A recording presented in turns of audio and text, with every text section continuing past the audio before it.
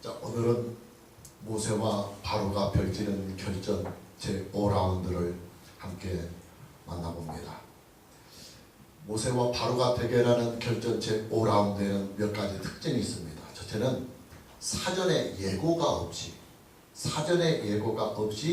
재앙이 임합니다.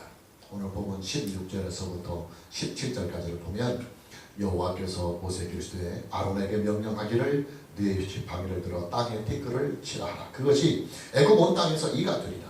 그들이 그대로 행할세 아론이 지팡이를 잡고 손을 들어 땅에 티끌을 치매 애굽 온 땅의 티끌이 다 이가 되어 사람과 가축에 올랐다고 성경은 기록하고 있습니다. 하나님은 모세에게 말씀하십니다. 모세야, 너는 아론에게 명하여서 네 지팡이를 들어 땅에 티끌을 치라고 하라. 그리하면 땅의 티끌이 애굽 온 땅에서 이가 될 것이다. 모세는 하나님의 말씀을 아론에게 전합니다. 그리고 아론은 하나님의 말씀대로 모세의 지팡이를 손에 들고 땅에 티끌을 내리고 그러자 애굽의 땅에 모든 티끌이 다 이가 되어서 사람과 가축에게 오르게 됩니다.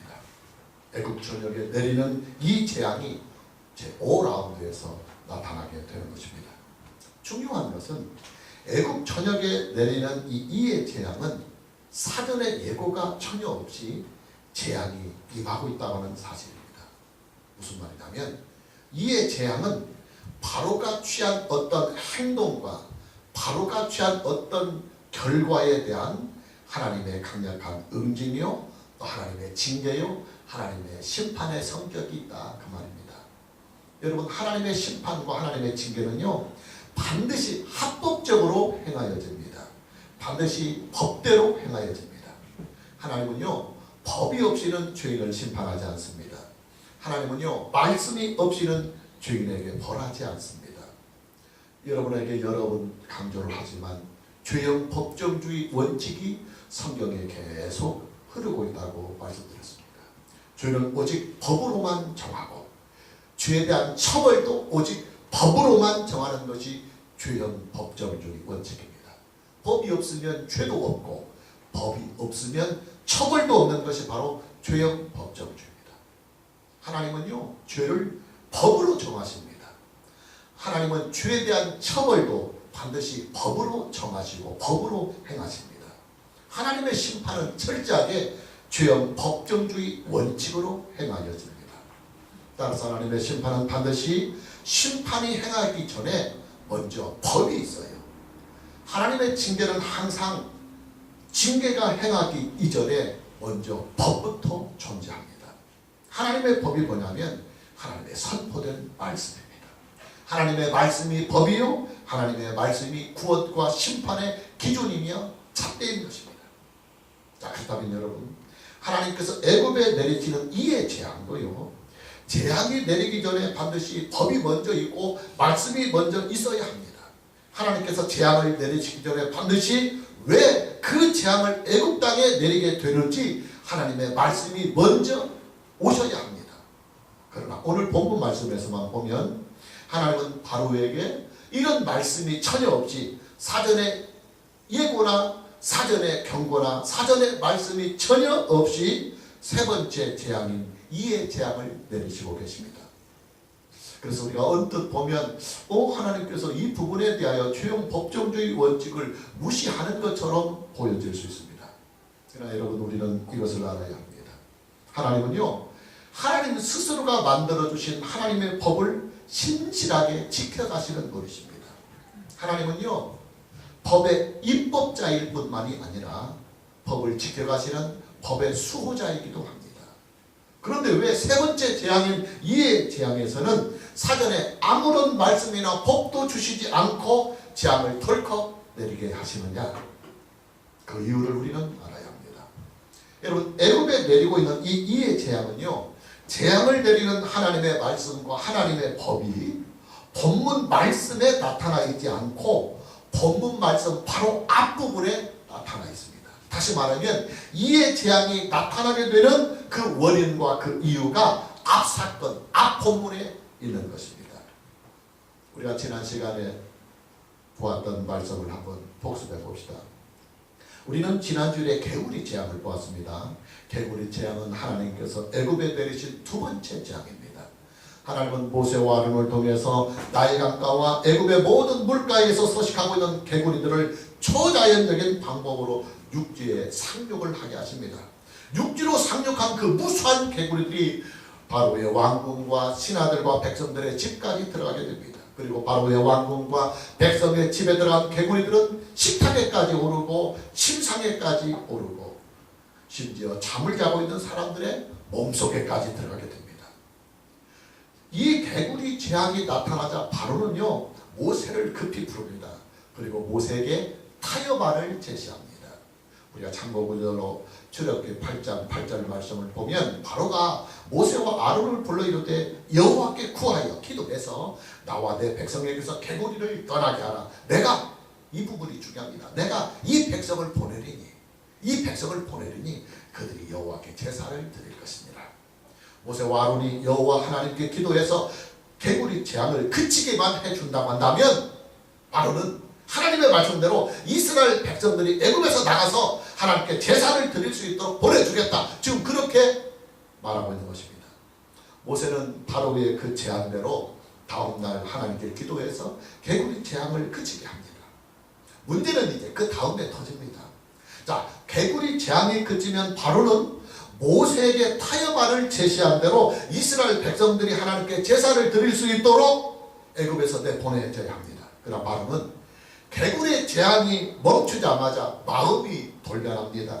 언제 그런 약속을 했느냐 하는 식으로 모세에게 했던 그 약속을 지키지 않고 그냥 뭉개버리고 맙니다.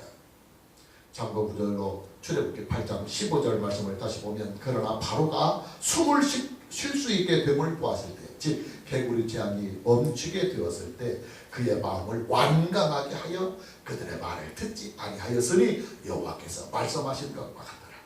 여러분 바로는요 개구리 재앙 때에 모세와 약속했던 그 약속을 지키지 않았습니다. 다시 말해서 바로는요 하나님께 한 그 약속을 그냥 뭉개버리고 말았습니다.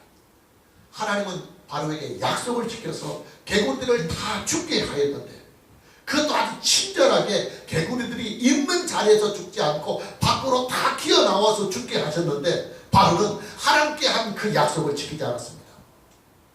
이스라엘 백성들이 애굽에서 나가서 하나님께 제사를 드릴 수 있도록 보내지 않았습니다.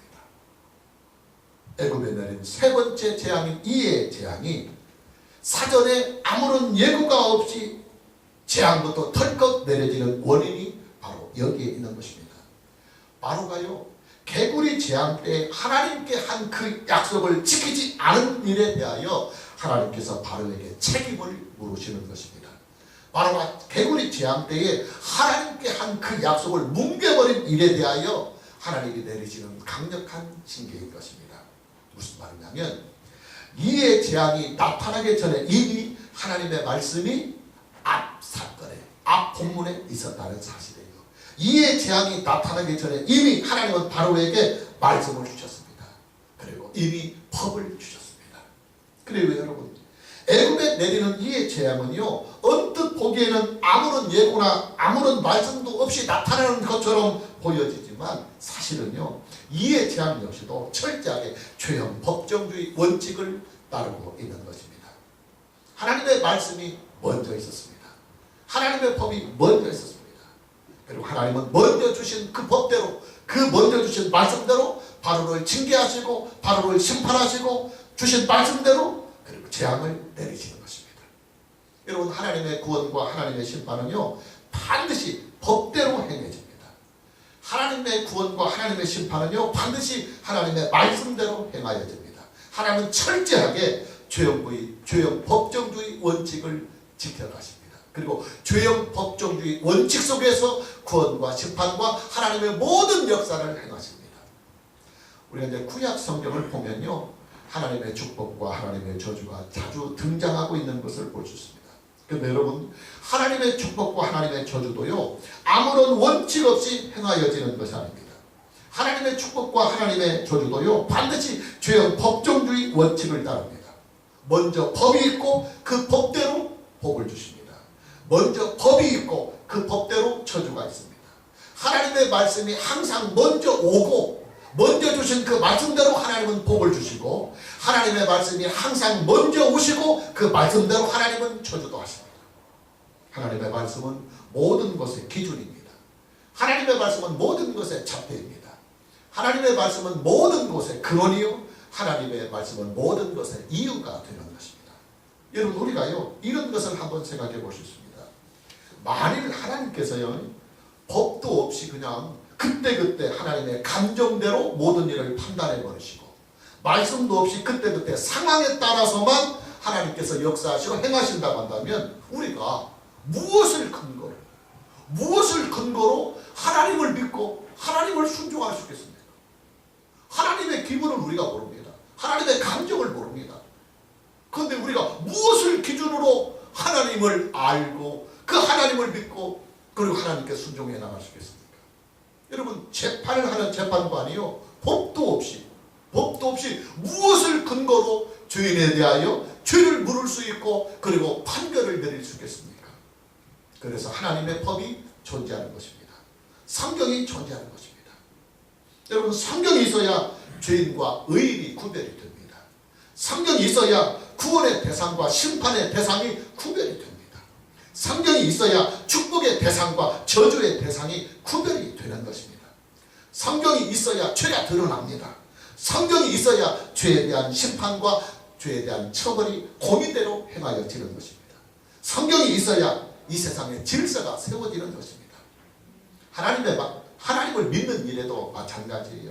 성경이 있어야 우리가 하나님을 바르게 알 수 있고 성경이 있어야 우리가 하나님을 바르게 믿을 수 있는 것입니다. 성경이 있어야 우리가 세상에 하나님을 증거할 때 하나님을 바르게 전할 수도 있는 것입니다. 오늘 저와 여러분 모두에게 오직 성경으로 믿고 오직 성경으로 인생을 사는 은혜가 있기를 주님의 이름으로 축복합니다. 아멘. 두 번째로 모세와 바로가 대결하는 제5라운드의 결전은 일방적인 대결입니다. 바로는 제5라운드부터서는요 모세에게 막 일방적으로 깨지고 맙니다. 제5라운드부터 바로는요 모세에게 아주 무기력하게 패해갑니다. 그것도 아주 처절하게 말입니다. 바로는 이런 상황을 전혀 상상할 수조차 없었을 것입니다. 여러분 바로는요 지금까지 자기 자신을 신의 아들로 지상에 존재하는 모든 인간들의 자기가 최고의 사람으로 알고 있었습니다. 우리가 지금 유적으로 남아있는 애굽에 있는 피라미드와 스핑크스를 보십시오. 그게 다 바로의 무덤입니다. 그 어마어마한 그 무덤들이 왜 있었겠습니까? 그 시대의 바로는요 자칭 신이었습니다. 지구상에 존재하는 절대 권력의 소유자였습니다. 그래서 자신의 위엄과 자신의 그 권세를 세상에 드러내기 위하여 그 엄청난 피라미드와 스핑크스를 무덤에 세운 것입니다. 그런데 여러분 바로가요 모세에게 이렇게 일방적으로 패할 것이라고 어디 상상이나 했겠습니까? 그러나 현실은 모세의 일방적인 승리였습니다. 바로는 일방적으로 패배했습니다. 그리고 그 일방적인 대결이 바로 제5라운드에서부터 본격적으로 나타나고 있는 것입니다. 오늘 보면 18절과 19절을 함께 봅니다. 요술사들도 자기 요술로 그같이 행하여 일을 생기게 하려 하였으나 못하였고 이가 사람과 가축에게 생긴지라. 요술사가 바로에게 말하되 이는 하나님의 권능이니라 하였으나 바로의 마음이 완악하게 되어 그들의 말을 듣지 아니하였으니 여호와의 말씀과 같더라. 여러분 이에 제한부터는요 애굽의 요술사들이 모세가 행하는 이적을 흉내내지 못했습니다. 애굽의 요술사들은요 그동안 바로 곁에서 바로의 방패막이가 되어 왔었습니다. 모세가 지팡이로 뱀을 만들 때 애굽의 요술사들은 그들의 마술로 그 비슷한 일을 연기해냈습니다. 모세가 지팡이를 쳐서 나일강을 피로 변하게 할 때도 애굽의 요술사들은 물을 조금 떠나다가 그 비슷한 흉내를 내기도 했습니다. 모세가 개구리 재앙을 내릴 때도 애굽의 요술자들은 그 비슷한 일을 흉내냈었습니다. 그러나 이에 재앙부터는 애굽의 요술자들은 전혀 모세의 흉내를 내지 못했습니다. 단지 모세의 흉내를 내지 못했을 정도가 아니라 아예 그들은 하나님의 권능을 바로 앞에서 인정하고 있습니다. 오늘 보면 18절과 19절 말씀을 다시 보면 요술사들도 자기 요술로 그가 정하여 이를 생기게 하려 하였으나 못하였고 이가 사람과 가축에게 생긴지라. 요술사가 바로에게 말하되 이는 하나님의 권능이니라. 이는 하나님의 권능이니라. 여러분, 애굽의 요술사들은요, 모세를 흉내내 보려고 하다가 안 되니까 이의 재앙을 하나님의 권능으로 인정하고 맙니다. 애굽의 요술사들이 그들의 왕인 바로에게 하나님의 권능을 알게 되고 있습니다. 여러분, 하나님의 심판은요, 일방적으로 행해집니다. 왜냐하면 이미 사전에 하나님의 법이 주어졌기 때문입니다. 하나님은 심판하시기 전에 이미 사전에 하나님의 법, 하나님의 말씀을 주셨기 때문에 심판의 때가 되면 그 심판은 일방적으로 행하여 주십니다. 사전에 그 주신 그 법으로 경고도 수차례 주셨고 회개할 기회도 충분히 주셨기 때문입니다. 여러분, 모세와 바로의 대결은요, 총 12라운드까지 갑니다. 그런데 왜 하나님께서 이 대결을 12라운드까지 끌고 가시는 줄 아십니까? 제1라운드에서 이 대결을 끝내지 아니하시고 왜 12라운드까지 길게 끌고 가시느냐 하는 문제입니다. 예, 바로에게요, 충분한 기회를 주고 계시는 것입니다. 아무리 악한 죄인이라 할지라도 그에게 회개할 수 있는 충분한 기회를 주셔서 하나님의 긍휼을 나타내 보이시고 계시는 것입니다. 하나님은요, 심판을 하실 때요, 사전에 충분한 기회를 주십니다. 심판하시기 전에 미리 말씀을 주시고 미리 법을 주셔서 하나님의 심판을 피해갈 수 있도록 하나님은 긍휼을 항상 베푸십니다. 그러다가 하나님께서 한 번 심판을 하시겠노라고 결단을 하시면요, 그때는 일방적으로 행하십니다. 왜냐? 그때는 심판의 때이기 때문입니다.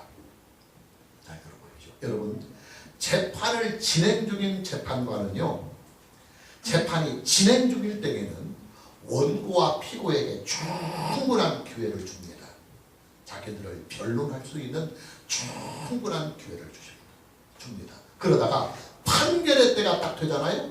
그러면 일방적으로 판결을 내립니다. 타협하지 않습니다. 재판을 진행 중일 때에는 원고와 피고에게 충분한 기회를 주어서 그들이 증거와 증인들을 내세워서 자기 주장을 내세워서 충분히 자기들을 보호할 수 있는 변론의 기회를 충분히 주다가 마지막 판결의 때가 되면 타협하지 아니하고 일방적으로 법대로 판결합니다. 판결의 때는요, 시시비비에 대한 분명한 판결이 나와야 하기 때문입니다. 여러분, 하나님의 때는요, 구원의 때가 있고 심판의 때가 있습니다. 참고 구절로 우리가 고린도후서 6장 2절 말씀을 봅니다. 이르시되 내가 은혜 베풀 때 너에게 듣고 구원의 날에 너를 도왔다 하였으니 보라, 지금은 은혜 받을 만한 때요. 보라, 지금은 구원의 날이다. 성경은요, 저와 여러분이 살고 있는 이 시대를 구원의 때라고, 은혜의 때라고 말씀하고 있습니다. 왜냐하면 아직은 최후의 심판의 날이 남아있기 때문입니다. 아직은 예수님의 재림의 날이 남아있기 때문입니다. 재판으로 말하면 지금은 재판이 진행 중입니다. 예수님의 재림 때는 판결의 때입니다. 그러나 지금은 하나님의 재판이 진행 중입니다. 그래서 지금은 얼마든지 구원을 받을 수 있는 기회가 옵니다.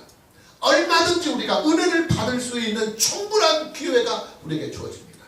우리가 살아있는 동안에는 하나님께서 우리로 하여금 구원받을 수 있고 그리고 은혜 받을 수 있는 충분한 기회를 제공해 주십니다. 그러나 하나님의 정하신 때가 되면, 하나님의 심판의 때가 되면 그때는 기회가 전혀 주어지지 않습니다. 그때는 일방적으로 하나님의 심판이 행해질 뿐입니다. 그 심판의 때가 언제냐? 그게 두 가지입니다. 첫째는 내가 죽을 때입니다. 내가 죽을 때. 내가 죽으면요, 그때는 기회가 사라집니다. 오직 하나님의 고기대로 심판만이 있을 뿐입니다. 그리고 둘째는 예수님의 재림의 때입니다. 예수님의 재림은 이 세상 전체에 대한 최후의 심판입니다. 모든 피조물에 대한 하나님의 최후의 심판입니다. 따라서 예수님의 재림의 때에는요, 하나님은 일방적으로 하나님의 심판을 행하십니다. 여기는 타협이 없습니다. 기회도 없습니다. 문제는 내가 언제 죽을지 나는 전혀 모른다고 하는 사실이에요. 예수님의 재림도 마찬가지입니다. 예수님의 재림이 언제 오실지 나는 전혀 예측도 못하고 전혀 알 수 없다고 하는 사실입니다. 그러니 여러분, 저와 여러분에게는요, 내가 지금 살아있는 이 시간, 바로 지금 이 기회의 시간입니다. 그래서 성경은 지금 이 시간이, 내가 살아있는 이때가 은혜를 받을 만한 때요, 구원의 날이라고 성경은 선포하고 있는 것입니다. 오늘 저와 여러분 모두에게 하나님께서 우리에게 주신 이 은혜의 때, 구원받을 수 있는 이 기회를 잃지 않고 이 기회를 여러분들이 부여잡을 수 있는 은혜가 있기를 주님의 이름으로 축복합니다. 세 번째로 제5라운드에서 등장하고 있는 이 이의 재앙은요, 바로가 믿고 있는 신을 무력화시키는 일입니다. 오늘 본문 16절과 17절 말씀을 봅니다. 여호와께서 모세에게 이르시되 아론에게 명령하시기를 네 지팡이를 들어 땅에 티끌을 칠하라. 그것이 애굽 온 땅에서 이가 되리라. 그들이 그대로 행한세. 아론이 지팡이를 잡고 손을 들어 땅에 티끌을 치매, 땅에 티끌을 치매 애굽 온 땅의 티끌이 다 이가 되어 사람과 가축에게 오르게 되었다.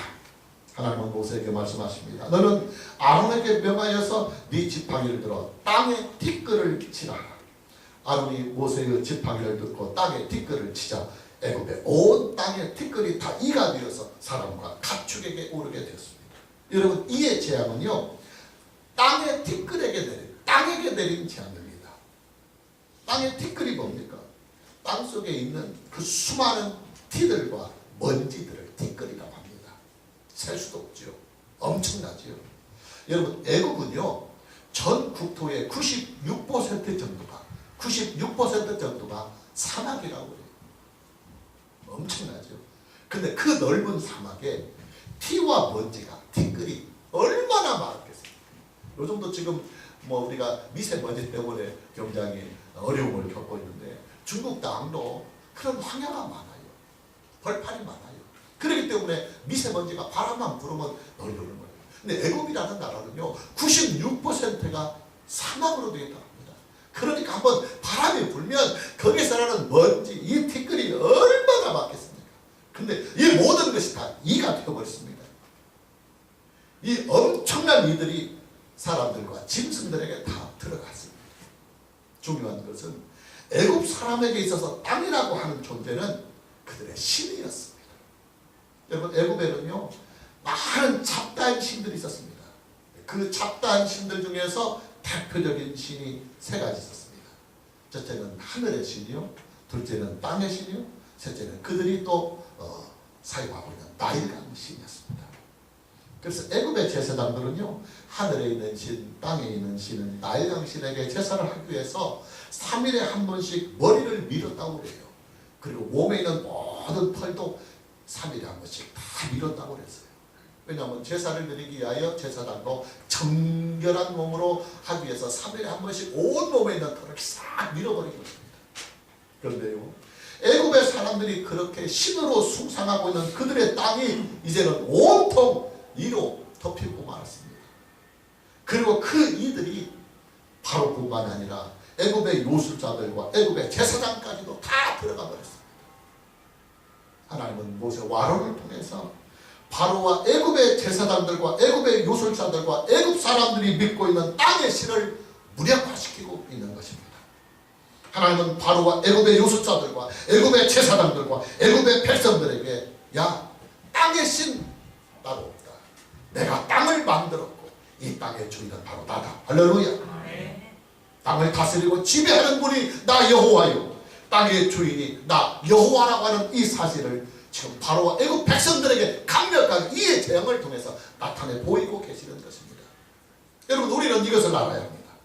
세상에서 사람들이 믿고 있는 모든 신들은요, 사실은 다 가짜입니다.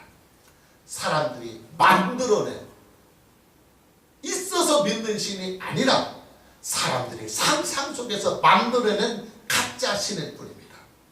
우리가 이런 것을 한번 생각해 볼 수 있어요. 어린 아이들이 책에 그려져 있는 호랑이 그림을 보고서 야 호랑이다 호랑이다 그럽니다. 근데 여러분 호랑이 그림이 호랑이 아닙니다. 호랑이는요 산속 깊은 곳에서 혹은 동물원에 가야 볼 수 있습니다. 그림으로나 사진으로 보는 이것은 진짜 호랑이가 아니고 그냥 그림일 뿐입니다. 그런데 어린이들은 그것을 호랑이라고 말합니다. 그림이라고 말하지 않습니다. 여러분 사람들이 믿고 있는 모든 신들은요 사실 그림이에요. 그림이에요. 사람들의 상상 속에서 만들어낸 그림에 불과합니다. 그래서 성경은 이것들을 다 우상이라고 말씀하고 있는 거예요. 사람들이 상상 속에서 만들어낸 헛된 신이다. 헛된 그림이다. 헛된 그림자다. 그래서 우상이라고 하는 거예요. 여러분 신은 오직 여호와 하나님 한 분 보이십니다. 할렐루야. 하나님은 스스로 존재하시는 유일하신 신이십니다. 하나님은 전능하신 분이십니다. 그 하나님께서 천지와 만물과 모든 인간의 세계와 모든 영적인 세계를 만드셨습니다. 그리고 만드신 그 모든 피조물의 세계를 다스리시고 주관하시며 섭리하십니다. 그리고 구원하시고 심판하십니다. 복을 주시며 벌을 주십니다. 여러분 우리는 오직 여호와 한 분만을 믿어야 합니다. 우리는 여호와 하나님 한 분만을 경외하며 하나님께 순종해야 합니다. 우리는 여호와 하나님 한 분만을 예배하며 여호와 하나님 한 분에게 기도를 드려야 합니다. 그 여호와 하나님께서 하나님께 나아갈 수 있는 유일한 통로로 유일한 길로 우리에게 독생자이신 예수 그리스도를 주셨습니다. 그리고 그 예수 그리스도를 우리에게 알게 하고 소개하는 책이 바로 성경이에요. 여러분 하나님을 믿는 일에도요 법이 있어요. 기준이 있고 잣대가 있어요. 그 하나님을 믿는 일에 법이 기준이 잣대가 뭐냐면 따라서 오직 성경이다. 오직 성경이다. 그런 여러분 우리가 성경으로 하나님을 믿지 않으면요 성경으로 하나님을 믿지 아니하고 내 감정대로 내 짐작대로 내 경험대로 아니면 사회적인 문화와 전통대로 우리가 하나님을 믿는다고 한다면 그 믿음은 사입입니다. 그리고 그 믿음은 우상입니다. 오늘 저와 여러분 모두에게 오직 성경으로 예수 그리스도를 믿는 은혜가 있기를 주님의 이름으로 축복합니다. 그리고 오직 예수 그리스도 안에서 천지와 만물과 인간의 세계와 모든 영의 세계를 창조하시고 창조하신 모든 세계를 통치하시며 구원하시고 심판하시는 여호와 하나님을 믿고 그 하나님을 경외하며 예배하며 하나님께서 우리에게 주시는 그 소중한 영원한 진리의 말씀 생명의 말씀에 순종하는 은혜가 있기를 주님의 이름으로 축복합니다. 할렐루야. 찬양합니다.